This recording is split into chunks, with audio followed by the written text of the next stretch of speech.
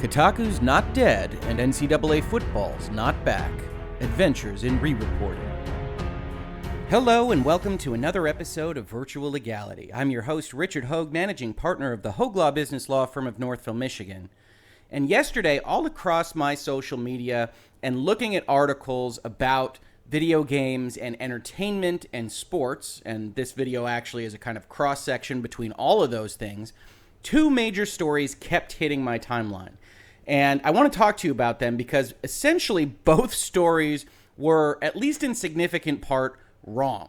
And so the nature of social media, the nature of 2019 reporting is such that things get re-reported that are wrong, that people are excited about. And in that excitement, they transmit through Reset Era or Reddit or Tumblr or wherever you might find yourself on the internet.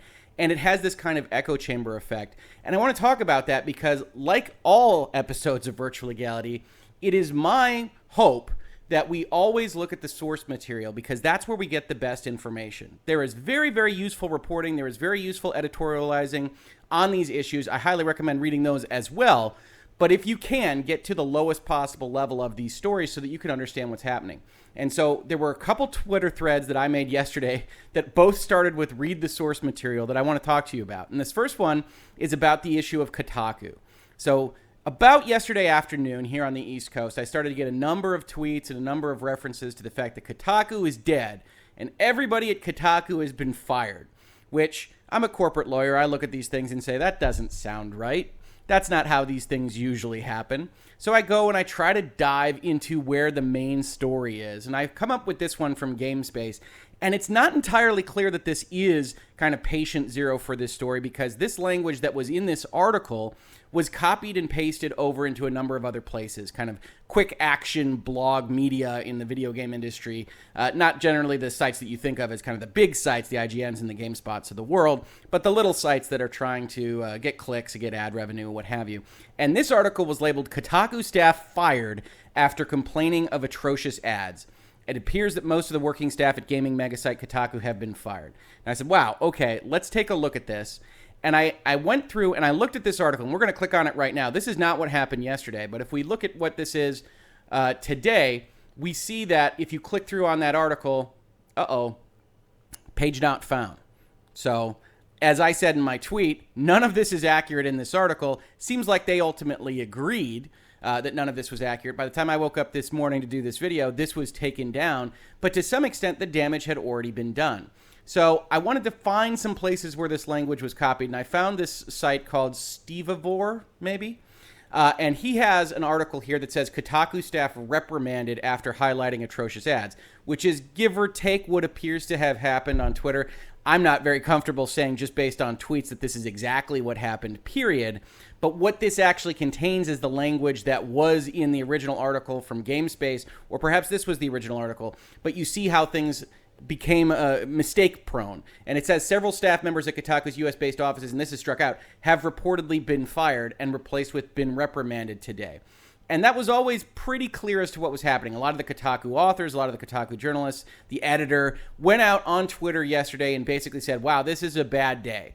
And to give context to that, we're going to talk about it, but the ownership, the private equity ownership group that now owns the Gizmodo Group, which I believe goes by the name G/O at this point in time, has been having issues with its editorial staff, with its journalists at its various sites, which include Kotaku, and most notably for this story, Deadspin. And they've been having these issues because they've been trying to change their marketing approach on these sites. And one of these things was, I believe, kind of play videos, autoplay videos that were on the sites and that people that visited Kotaku and Deadspin and probably some other Geo sites were complaining about. And so ultimately what these editorial staffs did at these sites was to create a post, I believe that it had the same language throughout, that said, hey, don't complain to us, complain to our ownership. We don't like them either. And their union, the GMG union, actually copied and pasted this particular post because it wound up getting removed by the ownership of these sites. It says, we've received a great deal of feedback from you about the sound on autoplay videos that have been inundating our sites. We want you to know that we hear you and that we take these complaints seriously and that we are as upset about the current state of the site's user experience as you are, but we don't control the ad experience, and we recommend that you check it out with Geo Media to talk about it with them. And ultimately, at the end of this whole thing, Geo winds up pulling all these posts down, which some of the GMG union folks, some of the editors at various sites highlighted was a violation of their collectively bargained agreement, where it said essentially editorial control was to be in the hands of the editorial staff, that ownership can own the company, they can fire people, they can, set the direction of the thing, but that when you're actually talking about the content of a post, the ownership group can't just go in and change things, because that's kind of the firewall that they have set up, and that's what was agreed to in their contract.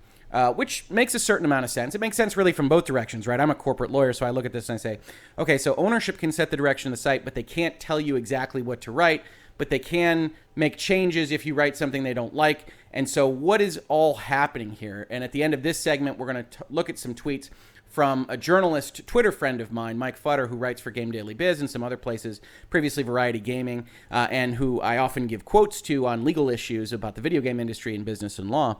And he has some thoughts about how this should work and how it didn't work here.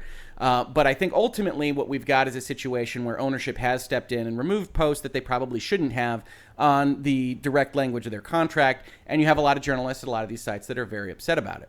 And then Kotaku had all these tweets. You have Stephen Totillo saying, another tough day at the office. I've steered Kotaku through some rough waters before, thanks to my amazing team. Can I do it again? We'll see. Heather Alexandra, a journalist over there, a lot of trolls are acting like Kotaku's gone, but we're not, etc., etc., etc. And for whatever reason, this got reported as everybody's been fired, presumably for clicks or what have you. But at the end of the day, that's not what happened. And so I always caution this for people, but if you look at this actual article, and if you imagine that every time they say reprimand, they say the people were fired, and then they use these tweets as proof, which is just these Kotaku folks complaining on Twitter, which I think is perfectly justified if they feel that they were put upon, or if they did get reprimanded, or if Geo has been having difficulty with them. And they go out and they say, hey, this wasn't a great day at the office, and we're upset about this thing, we're upset about this post. And at the same time, we're upset about our sister site having their editor fired, right? So at Deadspin, one of the things that happened was exactly this, that they had this post up, and the editor said, hey, we are not going to stick to sports, which apparently was the edict from Geo. And Geo said, okay, we're removing your post and we're firing you as the editor. And Deadspin looked at this as a major problem. The editor went out on Twitter, said, hey, I'm fired.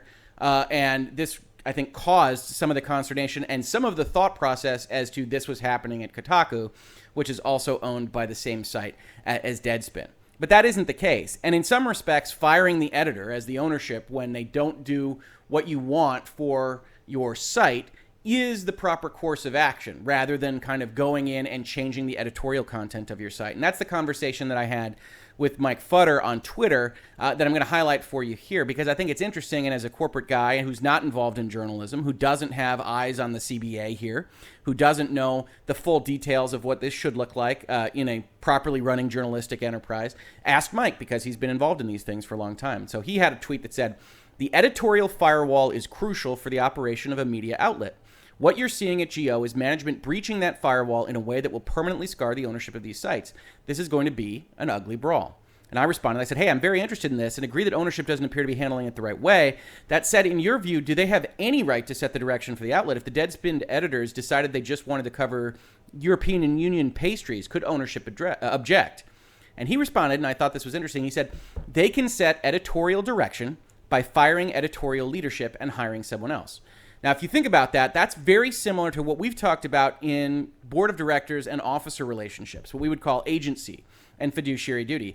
That essentially, if your ownership, you have this collectively bargained kind of concept with a journalistic outlet, the thing that you can do is say, okay, we want you to stick to sports. If you don't, if you write this post, we can't breach that firewall. We can't change what you have written, which is an unusual circumstance. Generally, companies outside of a kind of journalistic ethics thought process can do that. They are the publisher. They don't have to publish something that they don't want to, but there are lines to be drawn with contracts and agreements that they have made and obligations that they have, and there certainly is usefulness to having a firewall between marketing and editorial and between ownership and journalists and things of that nature. And Mike says, yeah, absolutely. You can say to the Deadspin guys, stick to sports, or in this case, don't do pastry, as I say in my hypothetical. And if they don't do that, if they have something that is deliberately kind of attacking the ownership group, which has been the case at these former Gawker sites, this Geo Media sites group. If you are attacking ownership doesn't like that, they can fire you. They can't change what you wrote. They probably can't change that it's on their site necessarily, but they can say that's not the content that we want on this site and we are firing you. And so I backed that up. I said, okay, so it's an agency relationship. Editors do pastries. You fire the editor. In the interview with the next editor, you say, we expect you to cover tennis. That editor covers tennis. And when they move to pastries 2 years later, you fire that editor again and repeat. But never with the kind of, we expect conversation happening after firing, or with trying to change what is the content of their message directly. Certainly not with these moves that take the posts down specifically. And Mike basically confirmed that. He actually says, I think if you're the guy coming in next, you probably don't have the stones to be pastry guy version 2.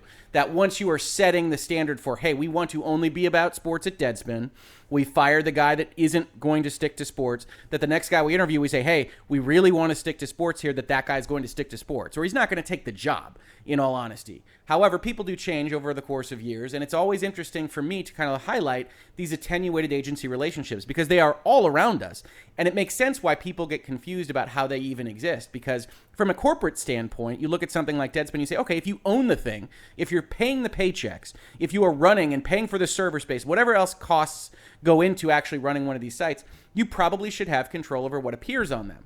And that's true to some extent, but you've contracted away that right in order to have an editorial firewall that you actually think at the end of the day is valuable for people that are coming to that site to know that these journalists feel the way they do, that the editors are actually in control of their editorial content.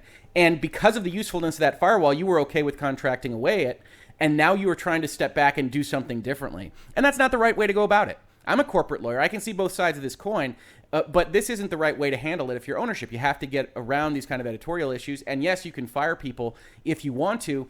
And that's why the Kotaku story that Kotaku isn't dead right now, while completely accurate, doesn't mean it will be accurate next week, right? If Stephen Totillo or someone else involved at Kotaku continues to make articles that that the ownership doesn't approve of, whether that's because they are overly political or they are about pastries or whatever, or that they attack ownership directly, ownership does have the authority to fire people within the confines of the CBA. So if that's going to happen like it did at Deadspin, it likely is going to happen in the same manner as it does at Kotaku. People are different. Mr. Totillo might react differently than Deadspin's editor, and they might have a different conversation. And certainly it looks bad if Geo just goes down the line and fires all of its head editors. But that could happen in the future. The point is it hasn't happened today. And overreading into these tweets and kind of having these tweets and social media kind of reflect upon each other, wind up with Twitter threads, wind up with Reddit threads, is not something that I like to see. Go read the source material. Go look at the article that actually talks about these things, because if you read it yesterday before it was pulled down, you would have seen that it had nothing to do with the actual tweets. They were assuming that somebody saying they had a bad day at work meant that they were fired. And that's an assumption that you just can't make as a journalistic outlet. So that's kind of concept number one of what happened yesterday. Kotaku is dead. No, it's not. And don't repeat it, because that's not the way it is right now. And if I had the GameSpace article up to show you and it wasn't pulled down, I would have linked it in the description of the video, but I also would have said, don't necessarily click on it. This isn't good journalism. This isn't something that you should necessarily click on. It's what we would generally think of as clickbait. It's not well researched. It's not well thought, but it is kind of the kind of thing that gets these rumors, this innuendo, all of this gossip on the internet, and can really affect people's lives. So do take care with that kind of thing. And in the same vein, we had a second story yesterday that I wanted to talk to you about, and that was about something near and dear to my heart, which is NCAA football. So I had a lot of tweets and things that came across my timeline, some of which were DM'd to me, that said, hey, NCAA football, the video game, is back. It's back because the NCAA has taken some steps, and the NCAA is going to allow players to use their likeness rights, that they can sell them, that they can contract out in a union, whatever else it might be. And that's going to allow EA or whomever to make an NCAA football game, and we should get excited.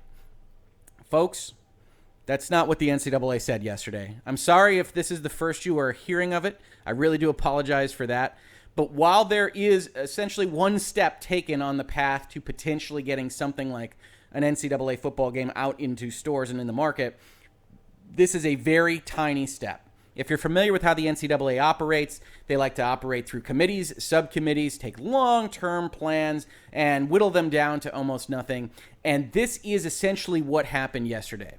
So I want to take a look at what they actually said here. We're going to talk about this to a significant extent. But it says, I said, folks, read the source material. You might remember that language that I used at the top of the Kotaku article as well. The NCAA has not done anything, but is simply kicking the can down the road in a hope to stave off legislation and regulation. See quote and discussion in thread. And we're going to basically do that here on the video, so we don't need to see the rest of that thread, although I will link it in the description to this video. And this is the actual statement that the NCAA made. Now, we're going to also look at how this was reacted to around the internet. But this is the statement that the NCAA made. It was bold and in clear letters for everyone to see, every journalist to review. And that just simply didn't happen yesterday because people were excited about what it meant. Now, if you're not familiar with what's happening in college football, I will give you the very, very short version, which is there has been a series of legislation proposed in various states, including one that has been signed into law in California, that essentially says we are not going to permit the NCAA to require people to give up their likeness rights, players to give up their likeness rights in order to participate in NCAA events.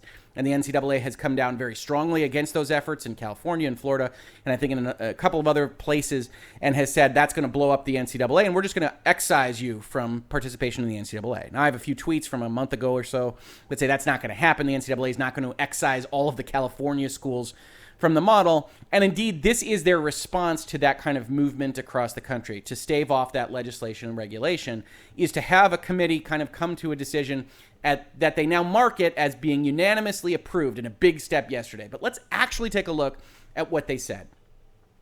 In the association's continuing efforts to support college athletes, the NCAA's top governing board voted unanimously to permit students participating in athletics the opportunity to benefit from the use of their name, image, and likeness. Okay, relatively good so far. Opportunity isn't exactly get, but we'll work with it, in a manner consistent with the collegiate model. Now, that's a huge, huge phrase. I'm a lawyer, so I don't blame you for looking at this video or looking at this language and saying, hey, Rick, you're parsing that awfully closely. Does that actually mean anything? Is that actually limiting what they have said they are going to do? And my answer to that is, it is limiting it immensely.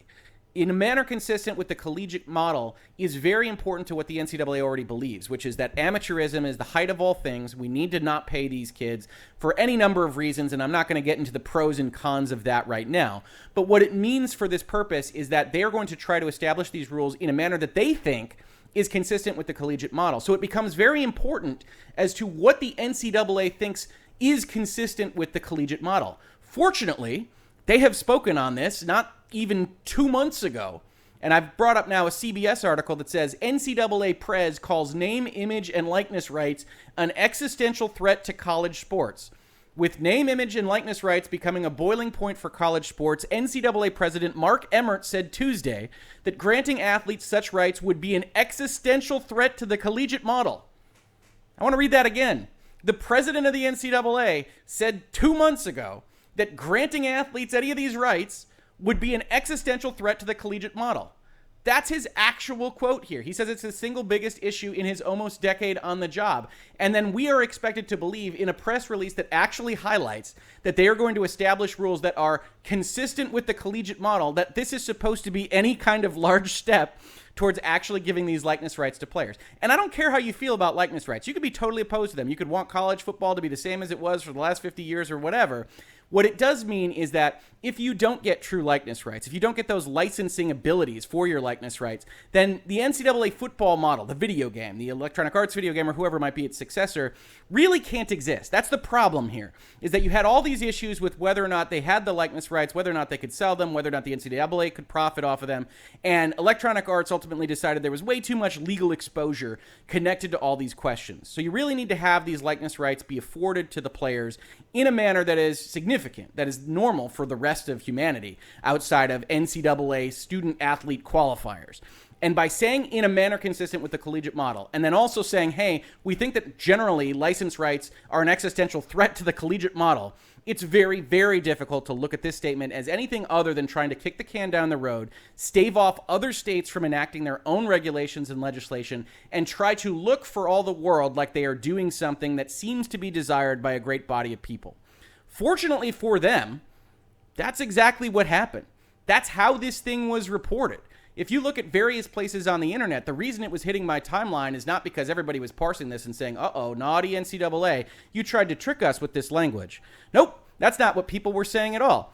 NCAA football fans freaking out over potential return of beloved video game franchise from the Sporting News, with a whole heaping helping of tweets regarding how excited people are about NCAA football coming back.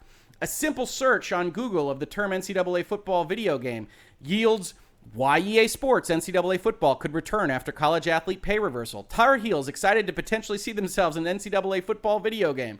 Freaking out, the article that we just read. EA Sports open to bringing back NCAA football game.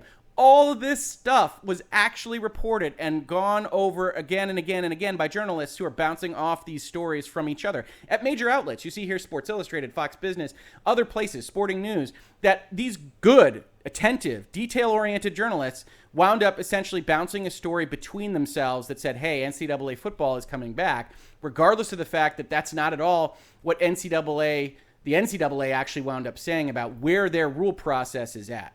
So we also want to look at exactly the loopholes that they can drive their trucks through here. They say that we are going to establish guidelines. And if we look at the bottom here, they say, we're going to establish guidelines no later than January 2021, which is a fair distance away from now, and that we will continue to be gathering feedback about this entire process through April. This is the way the NCAA operates. I'm not really criticizing them on this, but they go slowly, right? So they say, all right, here's an announcement in October of 2019. We're going to ask for working group feedback through April. So we got 6 months or so to get that feedback. And then at that point, we've got another year or so to draft up some rules. So we're still many, many steps away. And what are those rules going to look like? Well, they have to assure that student athletes are treated similarly to non-athlete students. Okay, that's tricky. Maintain the priorities of education and the collegiate experience. Not sure what that means at all. Facilitate fair and balanced competition, which is going to dovetail to the last point here, which is protect the recruiting environment and prohibit inducements to select or transfer to a specific institution. Those are difficult, right? We see this in pro sports all the time. You have a higher licensing capability when you're in Los Angeles or New York City than you do when you are necessarily in someplace like Ann Arbor or potentially Iowa or any other place where you don't necessarily have that large media market. It's very difficult to imagine how they would possibly have a rule that could protect the recruiting environment with that kind of scenario. Then you have the kind of even more wishy-washy language. Make clear the distinction between collegiate and professional opportunities. Kind of difficult to see how that'll work if your likeness rights are being sold at a specific value primarily because you're the quarterback of a top 5 ranked football team. And then you have to make clear that compensation for athletics performance or participation is impermissible. Performance maybe not that hard. You don't necessarily have to be able to have a license that says if I score 3 touchdowns, I'm going to get X amount of dollars. Participation is a difficult one though, right? If you're getting a license opportunity because you are the quarterback of that team, and then isn't that the reason that you have that license? Can the NCAA say that's not allowed because it's clear that that's the reason? It's very, very difficult to see exactly how this will work. And the NCAA doesn't have any idea, right? These are bullet points. These are affirmations. These are aspirational goals as to what they hope the rules might look like someday. They are not rules. And rules that actually meet these bullet points would probably be 50 pages long. If you've seen the NCAA rulebook, you know I'm not exaggerating on this point. So what you've got is a situation where the NCAA basically did the first baby step of saying, hey, we might be able to look at something like this in a committee after the working group has gotten its feedback within a year and a half from now. But, you know, we hope that it'll be something, so please don't write any more laws against us. But the internet responded, reacted, and said, NCAA football is on the horizon. And I said, okay, I need to make a thread about that. I did make a thread about that. And I said, if this was a client interaction, if this was a negotiation of a contract that I was engaging in for a client, and the opposing party had a history like the NCAA's and actually used the phrase consistent with the collegiate model as the give for what they were obligating themselves to do for me, I would advise my client to walk away entirely. This is the kind of thing you analyze when you are discussing items between different parties. As you say, okay, what have you previously said in the past? If you want that proviso, if you want that carve-out to what your obligation is going to be, I need to look carefully at what you mean by that carve-out. And every indication that the NCAA has given so far is that they mean that what you are thinking of that we are giving you is an existential threat to the model. So we're probably not going to do that. We're probably going to do something much, much less. So be happy about this, but it's going to be consistent with the collegiate model as we see it. And I would tell my client to walk away. You don't need to deal with somebody that's trying to make carve-outs that completely obliterate whatever obligation they might have to you. And ultimately, at the end of the day, over the course of a long period of time, yesterday and today, you start to see some of that filter out across the internet. I've got a tweet here from Darren Ravel that says, before today, EA had explored doing a college video game again, but couldn't get far because no lawyer would sign off on it being worth the financial exposure. Today, we are a step closer. That's legitimate. We are. But we are still, I'm afraid, a long way away. And that's the right way to look at this story. There's nothing wrong with that. There's nothing wrong with looking at a story and saying, hey, that's an important thing, but it's not the be-all and end-all thing. It's not the end of the story, and we're not there yet. And again, I turn back at the end of this video to Mike Futter, who actually wound up retweeting this thread that I did on this. He says, before you go celebrating a new NCAA football or basketball game, you should probably read this thread. The news being reported is not quite what you may think it is, which, having watched this video, you now know. But I talked with Mike a little bit about it. He expressed it as wishful thinking on the part of either the journalists or the people on Reddit or wherever who really want this game and want to read things in the way that is maximally gratifying for them. And I said, yeah, it's very interesting because a lot of big-time reporters are doing this too, and I don't usually see that. And he said what I thought was a very important point here. He said, you're seeing re-reporting's dark side in real time. People don't often stop and check the source material when they should and instead just assume that the person before them got it right. And I think that's right. I think it's perfectly fine to talk about these things with things that are at least as low level as something like Kotaku dying or the NCAA football game coming back. But you also see this in other news stories. You saw this when the Mueller report stuff was happening. You saw this in the trials and hearings of Judge Kavanaugh. You see it all across the political spectrum, whether that's in the Democratic debates or whether that's whatever President Trump winds up saying.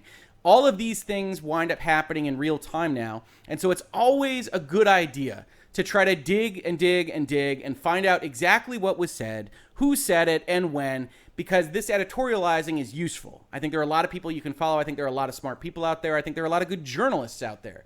But it's very easy to get caught in a trap when you want to be first out of the gate, to get that story up as soon as possible. NCAA football could come back. The NCAA says they're going to pay athletes.